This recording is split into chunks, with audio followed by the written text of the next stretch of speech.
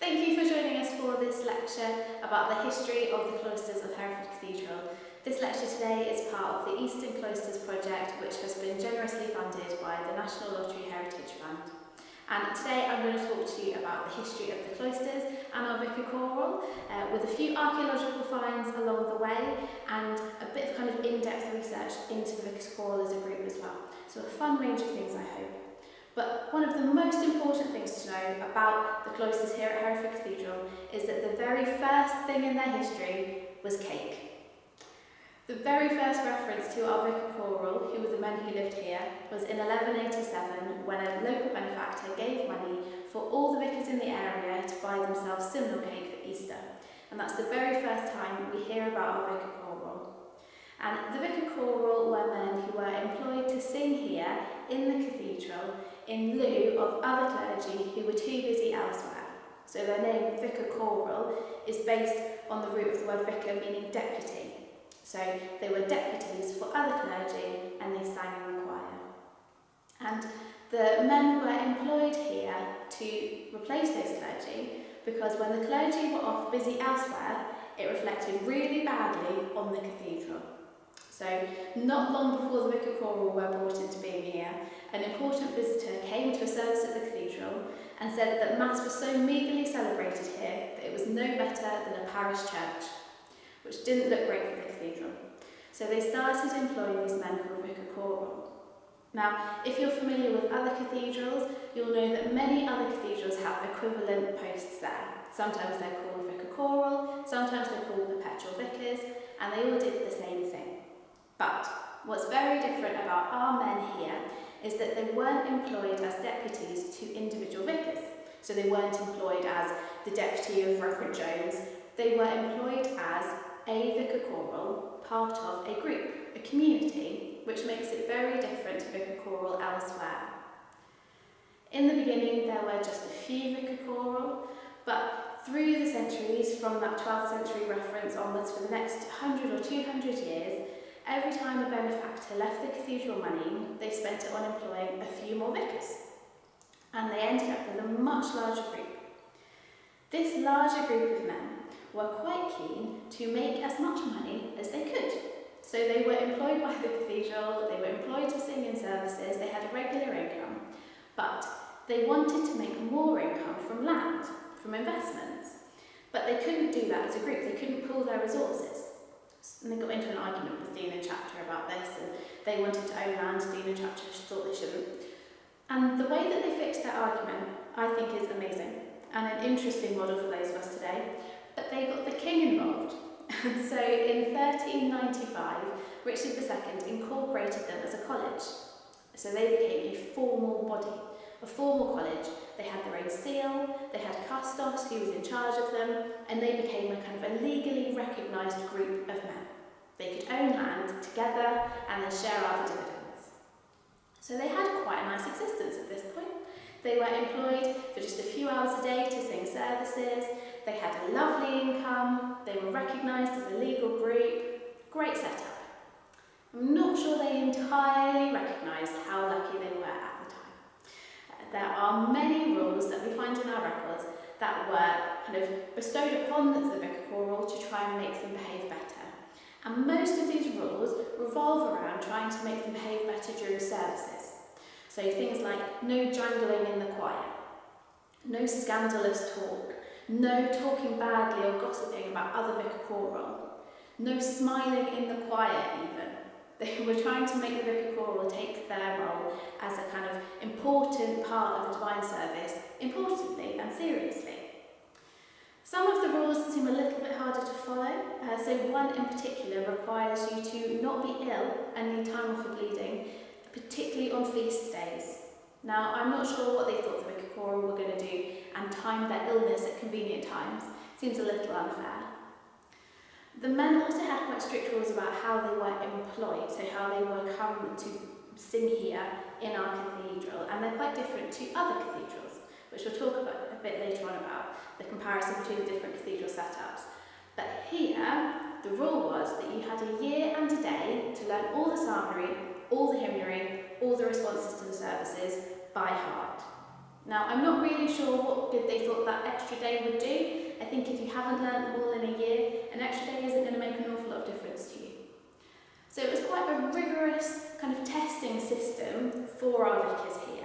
They had that first year to learn all the psalms, learn the hymnary, and then after that they were perpetuated and they were elected into the college, so they became part of that formal body. Now, that formal body lives together as well, which is quite an interesting setup. And they lived together on Castle Street in a house that was given to them by another local vicar. Now, okay, quite a cushy setup. Lots of money, house to themselves, not expected to work for that many hours in a day. But that wasn't enough for our vicars. And you'll hear from the stories through the centuries that they are quite a defiant bunch. They didn't like that they had to walk from Castle Street to the cathedral several times a day for services. They complained that through inclement weather and fear of evildoers, they weren't able to attend all the services at difficult times of day. Now, that might make sense to you if you don't understand where Castle Street is in relation to our cathedral. But the house on Castle Street where the vicars lived, and there's still a blue plaque if you walk past today, that house is only around 150 paces from the cathedral. So even if it was tipping it down with rain, it's still not an awfully long way to go. The vicars complained so much that they managed to persuade Bishop Stanbury to build them their own house nearer to the cathedral. And Bishop Stanbury had to apply for official permission from the king to make that happen. And it was a very complex legal procedure around the inalienation of lands. So by making a piece of land church land instead of different land, it meant the king couldn't earn any money from it, he couldn't earn the same taxes. So the bishop had to actually apply to the king to get permission to build a house for the vicars. Very complicated, but it did mean that a lovely record was then kept in formal records of that process, which is how we know about the inclement weather being the reason that it was built, and we know that it was Bishop Stanbury who agreed to it. We also know that at that point there were 27 men who were employed as vicar choral, and that's important because our cloisters here were built for them, but built specifically so that each man could have his own dwelling. So the cloisters were built in a quadrant shape, a bit like an Oxford or Cambridge college, which is probably why it was built that way, to kind of be a familiar setup. And that quadrant had 27 dwellings around it, all with a kind of one up, one down setup. So each vicar had his own 2-room dwelling. They also had a communal library and a chapel and a dining hall where they were supposed to take all of their meals together. Now, we know that they weren't all that keen on taking their meals together because the Act books are full of records of them being reminded that that's what they should be doing. The setup really was a lot like university halls. Each man had his own dwelling to start with, and each one looked the same. But by the end of that first term, or in this case, the first few years, all of the dwellings had been decorated according to the different tastes of the men. So we are fortunate enough here to have remains of some very early wall paintings, which are thought to be sort of early 16th century, so not long after the cloisters were built. And we therefore know that the man in the room behind me, in number 14, had fleur-de-lis patterns all over his wall downstairs, very kind of flowery and intricate. We know that one of the other men had designs that were more geometrical, kind of much simpler. So they all decorated their rooms in their own way and put their own stamp on their space here in the cloisters. It really was like university halls. And like university, the men were often up to mischief. Now, we are really fortunate here to have an amazing archive full of Act books. And these Act books record every time that someone is in trouble, or someone is employed, or that someone is expelled, which happens an awful lot in these early years. We are fortunate that we can tell what individual men were doing, even in those early years of the college. And what we know is that they often weren't behaving in the way that they should have done. So in those early centuries, they were given rules around decorum in the church, all that kind of no jangling and the choir stuff. But by the time we get to them living here in the cloister, the attention shifts to trying to make them behave as men, as colleagues, as neighbours living next to each other, and trying to stop them throwing knives at each other, which happened one evening at dinner. There were also a lot of records in the Act books telling people to stop swearing at each other, stop shouting. One of them attacked a servant until he bled. It wasn't great. We also know that in response to this, they were then read the Bible at dinner time every day to try and encourage them to behave better. I don't think it worked, because we then find stories of men being told off for having women in their chamber, which was very firmly forbidden. One man was even found with a woman in his chamber for 36 hours straight. No idea. What's very interesting about this, and that the recent research has uncovered, is that a lot of the men that were in the Act books being told off for these events were then also employed as the librarian. So that suggests that they weren't taking the library particularly seriously. And we have a lovely letter that supports that theory, because we know that in 1588 the Vicar Choral write to the Dean and Chapter, and they say that they're not particularly bothered about reading the Latin books that are in their library at the moment, so could they swap the old Latin books for some nice new English ones that are easier for them to read? We know that they weren't particularly scholarly, and they didn't take the library as a particularly valuable resource. Now, as the centuries moved on in the cloister, there were several points that were really pivotal changes, and probably the first one of these, after the building of the college, takes place in 1582, when a royal commission says that colleges such as ours couldn't have more than 12 men in them. Now, that's quite a change from 27. So what they did was they waited and gradually got down to the 12, in fact 13, because we know that they often snuck in a 13. And once we got down to that number here, the men started to knock through into the empty dwellings. There were only half the number of men, so half the dwellings were empty, and clearly some of them thought, why not make the most of it and extend my bedroom, extend my living room? What's entertaining is that they often did that themselves, or hired builders to do it, without permission, without asking anybody, but then billed Dean and Chapter afterwards for the labour and the timber. Another key shift after that point was the Civil War. Now, we have a lovely description shortly before the Civil War disbands the college, and it's a lovely reminder of what life must have been like in those early centuries, because we know that as well as them fighting and being up to general mischief, they also spent a lot of time together, often drinking, almost always drinking by the looks of it, but together as a kind of group and a community. And we have a lovely record from soldiers that were visiting shortly before the Civil War, who describe coming into these cloisters. Next we came into a brave and ancient privileged place, through the Lady Arbor Cloister, close by the chapter house, called the Vicar's Choral, or College Cloister, where 12 of the singing men, all in orders, most of them master in arts, of a gentle garb, have their convenient several dwellings, and a fair hall with richly painted windows, college-like, wherein they constantly diet together, and have their cook, butler, and other officers, with a fair library to themselves, consisting of all English books, wherein, after we had freely tasted all of their choral cordial liqueur, we spent our time till the bell tolled us away to cathedral prayers. This description is the last that we hear of the college before it is disbanded for the Civil War. And the Civil War was a really difficult time for our vicars because they had no choice but to leave. They pleaded destitution to Parliament. They tried to convince them that they had nowhere else to go. But despite that, the vicars were still forced to leave, with no money, nothing to do but to go elsewhere. Now we know that some of them went and stayed with family. We know that some of them went to other parishes where they could perhaps kind of hide from what was going on here in more rural areas. And we know that some of them were supported by local benefactors. We've uncovered a list in the records of Lord Scudamore that show that he supported several of the vicars during this time. But it was a really difficult time, and even today, looking at the beautiful cloisters around us, it must have been really upsetting for those men to leave and leave their beautiful cloisters behind them, and they had no idea for how long. So for the length of the Civil War, the men who had lived here had to leave. They were disbanded across the county, and in their place, we are pretty sure that the cloisters were used to house the homeless people of the city.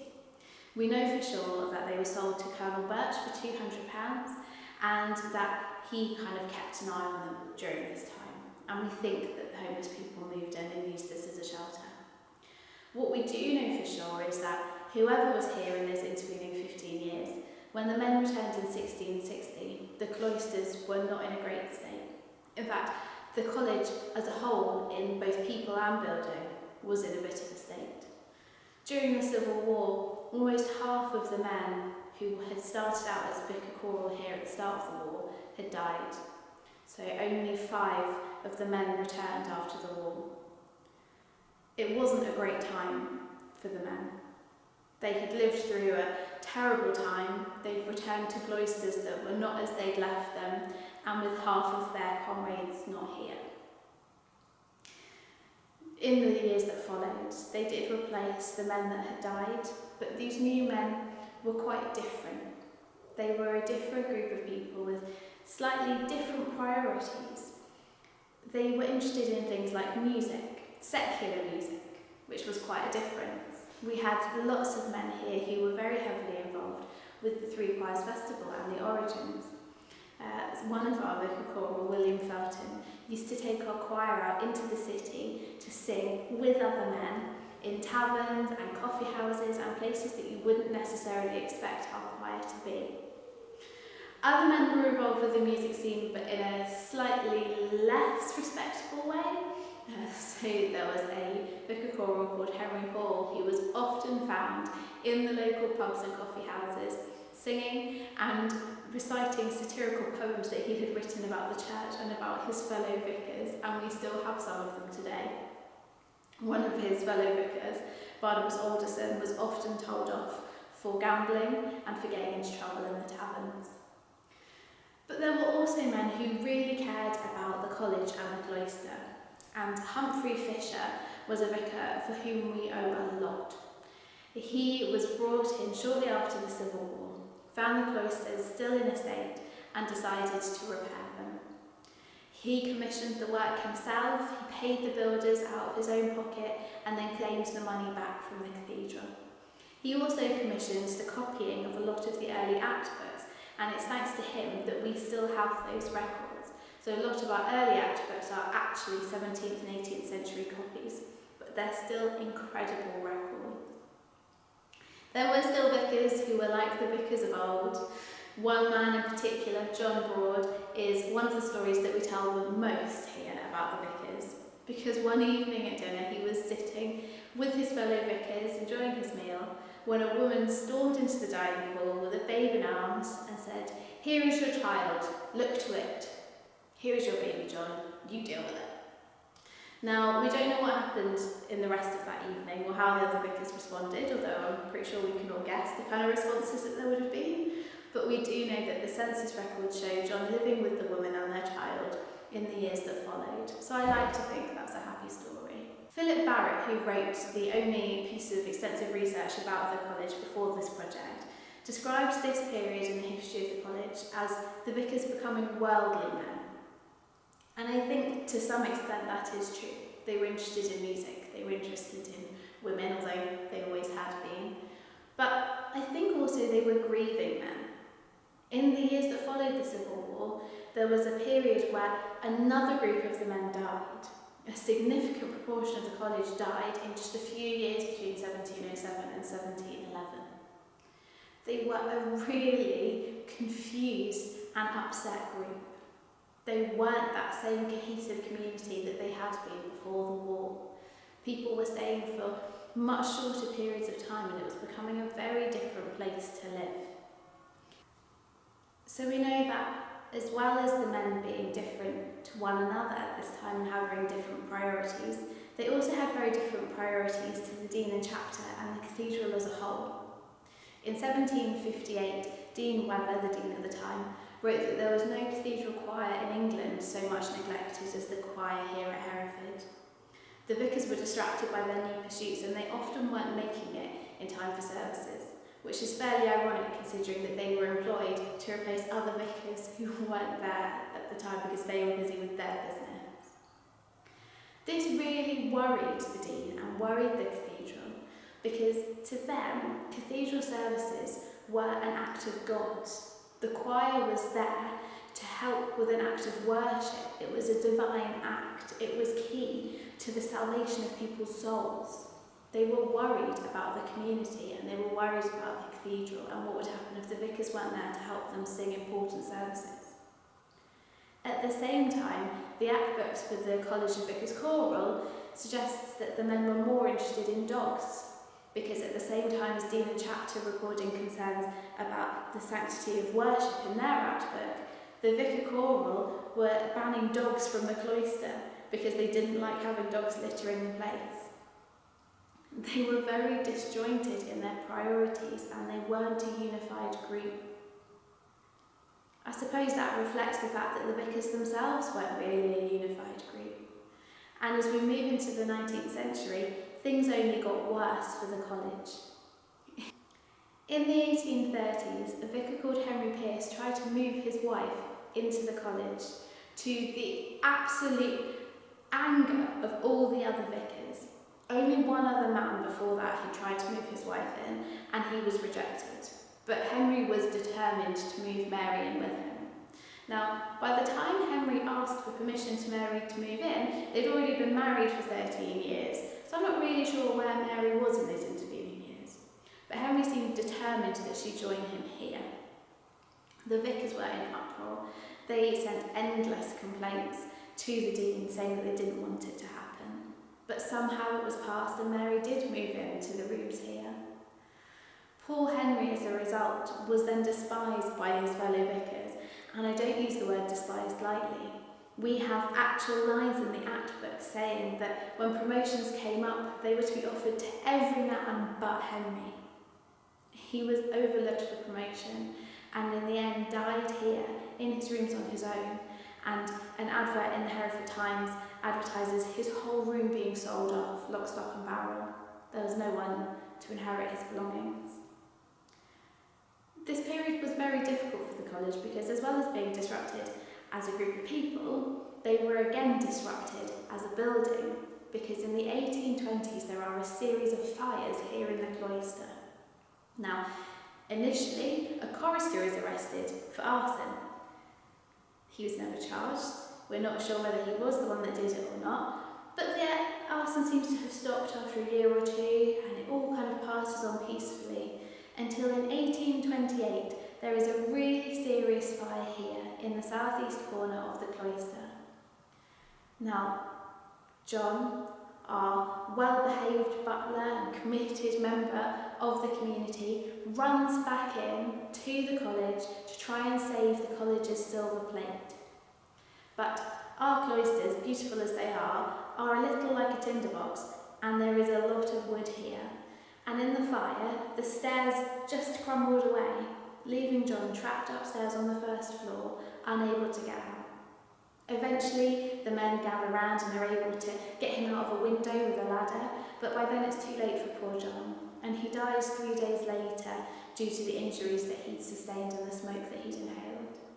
Because it was 3 days later, he actually gets the chance to record this event in the notes, and it allows us to understand exactly what happened and why he went in there.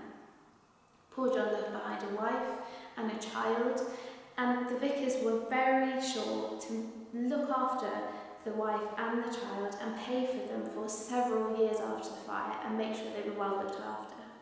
So we know that they weren't anti-wives and children, they just didn't want them here in the cloisters with them.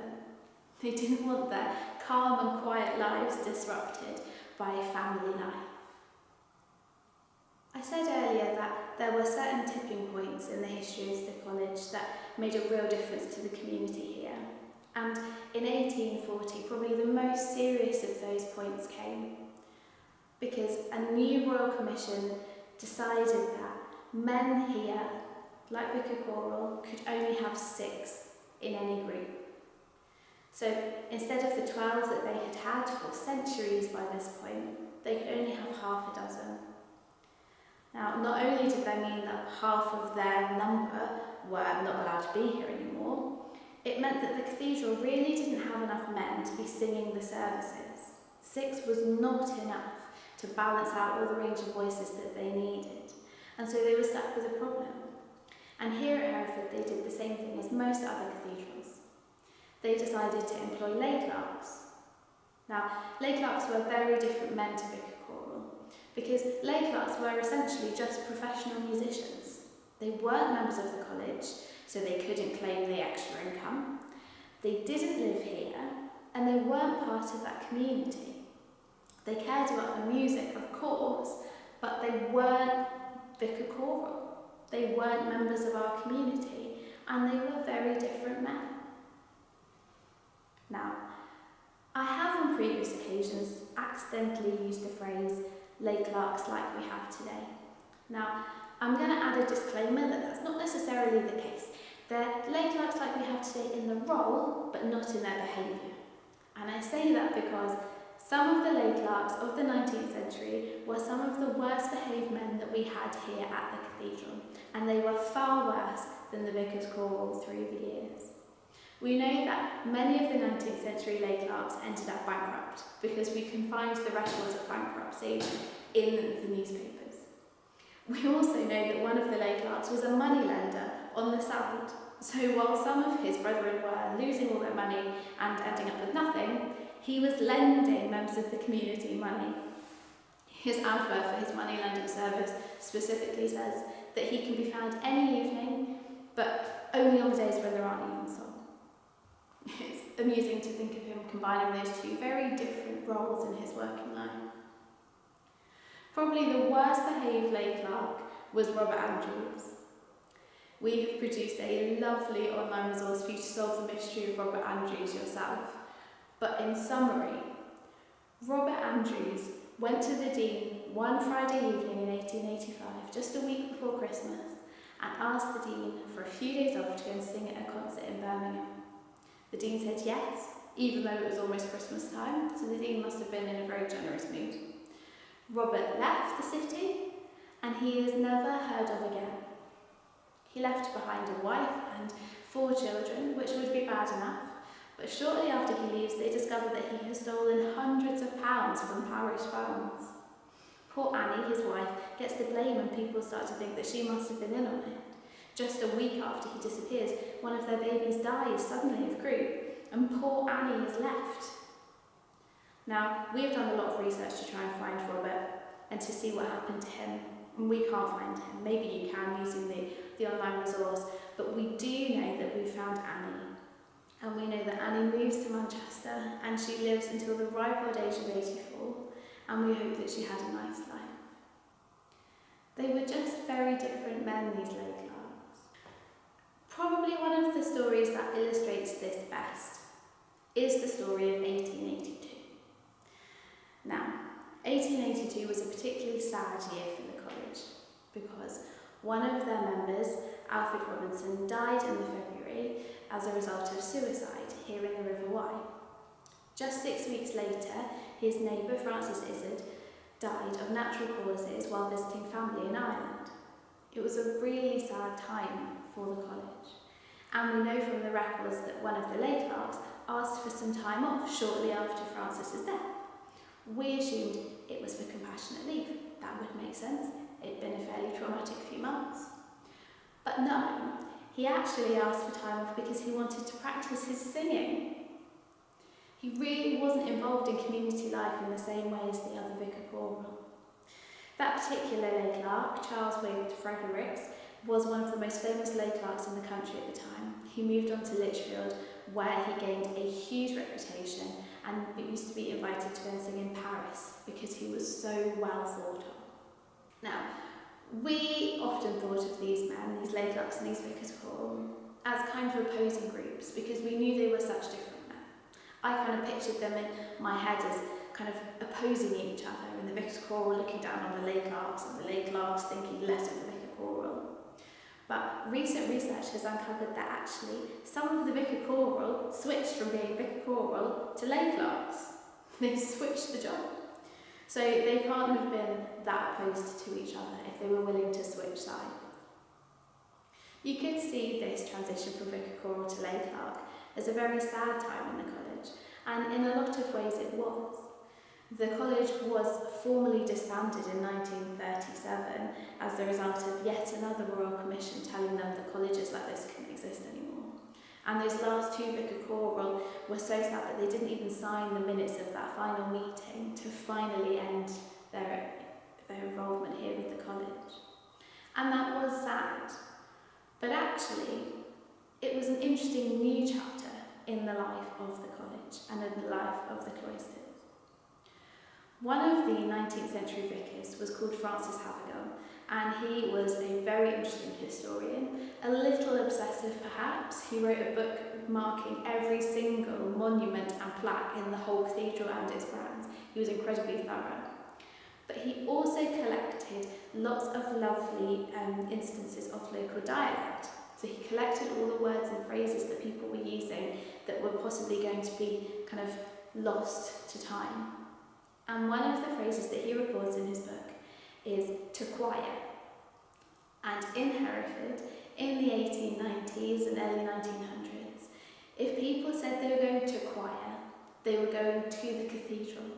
And the cathedral and the choir were terms that were just used sort of interchangeably.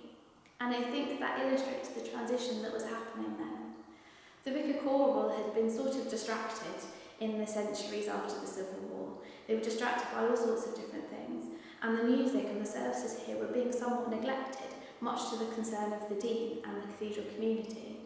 But these new lay clerks were employed purely to sing. That's what they were here to do, that's what they were focused on. And that's what our lay clerks are here to do today, to sing those services. And so although the college had been disbanded, actually the men that took their place were perhaps slightly more committed to the music and really fulfilling the same role as the vicars of old, here to make sure that Mass was not meagrely celebrated and that it was given the respect that it deserved. What follows in the history of the cloisters is really interesting because instead of it being just the home of the vicar choral, it becomes the home of many other people. It becomes the home of families, as families start to move in, wives and children and people from all sorts of backgrounds. One of the most interesting families is the Duncombe family. Reverend William Duncombe, Vanderhorst Duncombe, was a vicar here, and he was really involved with the suffrage movement here in Hereford as early as 1878, which is phenomenally early for anyone to be campaigning for women's rights to vote. And Duncombe lived just next door in number 14 with his wife Isabel and their children from around 1860 through to the early 20th century. They were here for a phenomenal amount of time and saw that transition through into the new way of life in the cloisters. At the start of the 20th century, they were joined just next door by the Davis family, and Reverend George Davis and his wife Ethel were also really involved with the suffrage movement. Reverend George was what you would call a suffragist. He was very calm, he was very considered, he kind of thought the pen was mightier than the sword, and he would write articles or deliver sermons about women's rights and about how they shouldn't be poorly treated, particularly when they were in prison. But his wife Ethel was far more vocal in her opinions, and she made sure that she was out on the streets selling the Votes for Women magazine and standing up for what she believed in a very public way. Now, the reason that we know about the Davis family or about Duncombe and his involvement with the suffrage movement is because of a very chance find just a couple of years ago when one of our members of staff saw a card, an RSVP card for a WSPE meeting, which was marked in the corner with RSVP, Mrs Davis, 7 the Cloisters.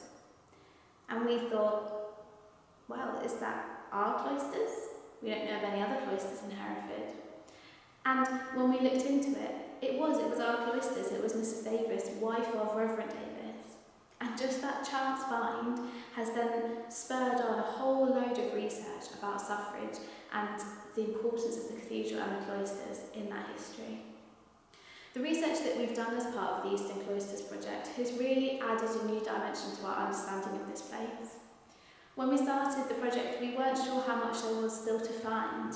I mentioned about a pamphlet by a man called Philip Barrett that was written in 1980, and it seemed very thorough.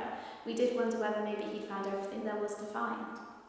But actually, thanks to modern technology and better communication between different archives and resources, we've managed to find all sorts of things, many of which I've referred to today. We've also used some of this research to compile a database Of all the vicar choral that have ever existed here in Hereford, it's almost 400 men, and their time here, when they were elected, when they left, why they left, and when they were born and when they died, which helps us to understand age. And that database has thrown up some really interesting patterns for us. So, for example, we are able to see in this database that in the early years, the vicar's choral often came from local areas, and we can tell that by their surnames. Their surnames are things like Credden Hill, so we know that they were based nearby in Hereford, or Evesham, so not that far away either. They were local men. Whereas we know that in the later years, particularly once we get into the 19th and 20th century, the men were coming from all over the country to come and sing here. They were attracted to Hereford because it had such a great reputation. We also now know that there was a very different kind of demographic in terms of age of the men. So in the early years, particularly pre-Civil War, men would come here as sort of the peak of their career. So that meant that they were often moving here in their 40s or 50s. Now, because of that later stage of life and the average life expectancies of the time, that means that most men left because they died. We also know that some of them left because they were expelled. Barely any resign, in fact. More people are expelled, 3 or 4 times more people are expelled than resigned for the bad behaviour, like the knife-throwing stories and the women in the chamber. Whereas in later years, men tend to come here as a starting point, particularly the 19th century vicar choral. They come here as graduates, as kind of the first job. They move here to take on their role as a vicar choral as the first step on their career ladder. That means that they're much younger men. And because they are career focused and want to move on, they leave because they resign. Barely anyone is expelled, just one man, and that's because he's American. They didn't like anyone who was different in those early years. So the demographic was incredibly different with these men. We've also done a lot of research to try and compare the new knowledge that we have about our cloisters and our vicar's choral here with other cathedrals.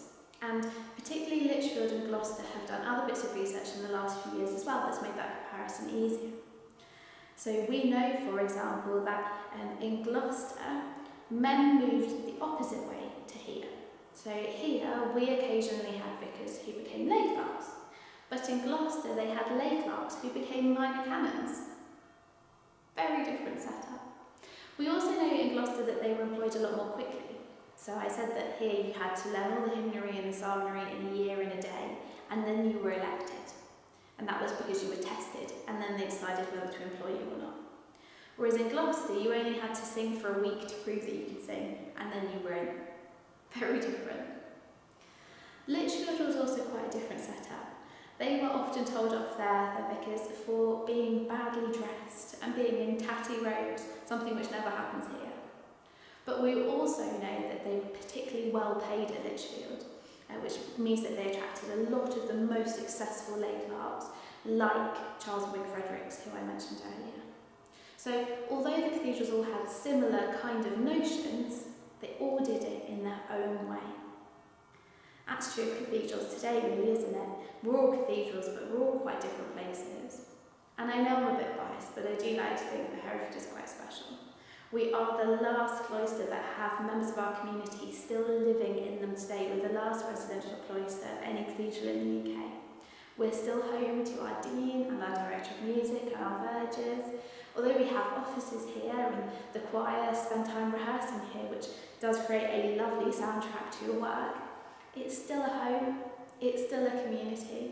It might be more varied than it was in its early years, but the cloisters really are still a home, and they're still a very special place to visit today.